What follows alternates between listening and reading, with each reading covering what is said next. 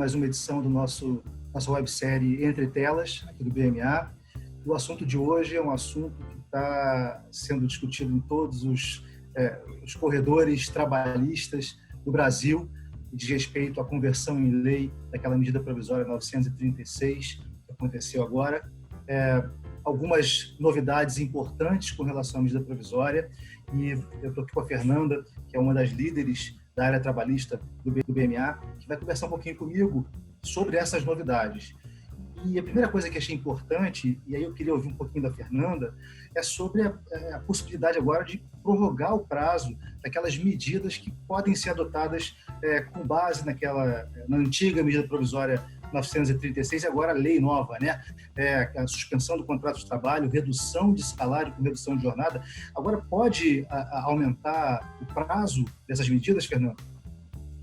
Isso, Luiz. Esse foi um ponto que foi muito debatido na época da medida provisória, porque quando ela saiu, ainda não se tinha a total dimensão do tempo que iria durar essa pandemia, como ainda não temos, né?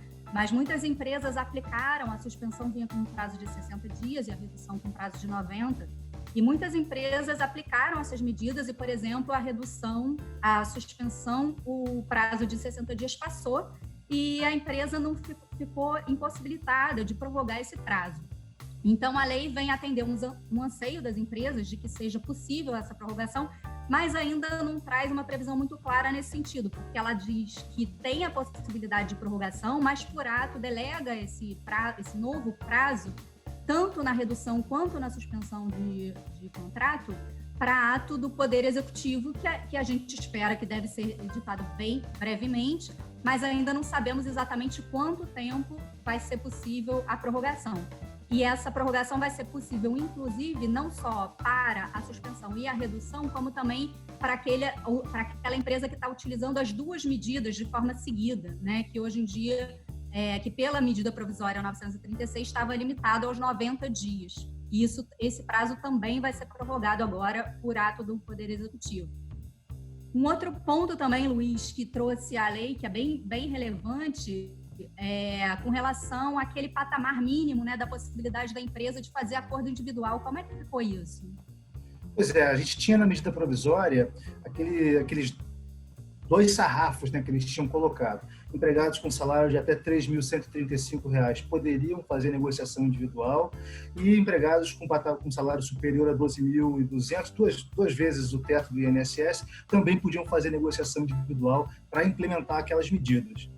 Agora, esse sarrafo de baixo alterou um pouco. Com base na lei nova, a gente tem que ver a receita bruta da empresa no ano de 2019. Empresas com receita bruta superior a R$ 4.800.000, elas só podem negociar essas medidas de suspensão ou de redução com empregados cujos salários forem de até R$ 2.090, duas vezes o salário mínimo. Então, foi reduzido o sarrafo. As empresas com receita bruta de até R$ 4.800.000, aí manteve-se o sarrafo de R$ 3.135 de salário para aquelas pessoas que podem fazer negociação individual. Com relação ao sarrafo de cima, aquilo foi mantido, o que de um certo modo, aumentou a necessidade de negociação com o sindicato, porque diminuiu o espectro de pessoas que podem fazer negociação individual. Porém, Fernanda, você sabe, eu queria ouvir um pouco de você isso, que existe, se aqui ele aumenta um pouquinho a possibilidade de negociar com o sindicato, a lei trouxe um recurso a não precisar também negociar com o sindicato, mesmo para empregados com qualquer salário, não é isso? Como é que é isso? Me explica. Na medida provisória 936 tinha essa limitação dos valores, né? E para a redução de jornada dos percentuais que a empresa deveria observar, determinados percentuais fixos para poder fazer a negociação do acordo individual.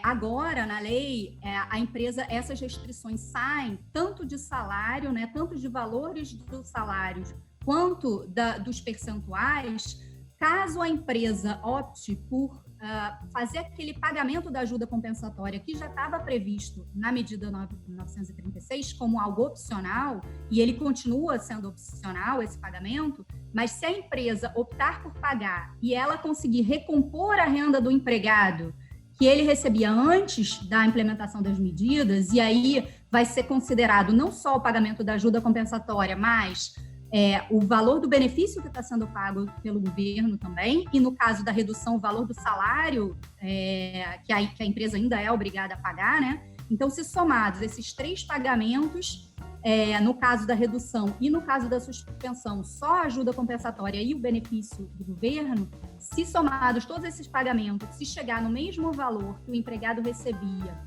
antes da adoção das medidas, não tem necessidade de participação dos sindicatos e a empresa vai poder fazer essa negociação diretamente com o empregado, independentemente do percentual de redução, independentemente do salário do empregado, e só vai ter que fazer aquela comunicação mesmo ao sindicato, como já tinha que ser como já estava previsto na medida provisória 936. É claro que, como aí, né, é mais um ponto que trata da possibilidade de negociação individual sem participação do sindicato, a gente espera que tenha algum questionamento aí de constitucionalidade dessa previsão, como teve na época da medida provisória, que foi até submetido ao STF, mas considerando que o que se visa com esse artigo é justamente evitar que o empregado tenha prejuízo financeiro, econômico, né? A tendência, em princípio, do STF pode ser a mesma já direcionada na medida provisória 936. O empregado não vai ter perda, né? Então faz sentido que mantenha, né? Exatamente. E ele, além de não ter perda, considerando a aplicação das medidas, ele vai ter também a garantia provisória de emprego.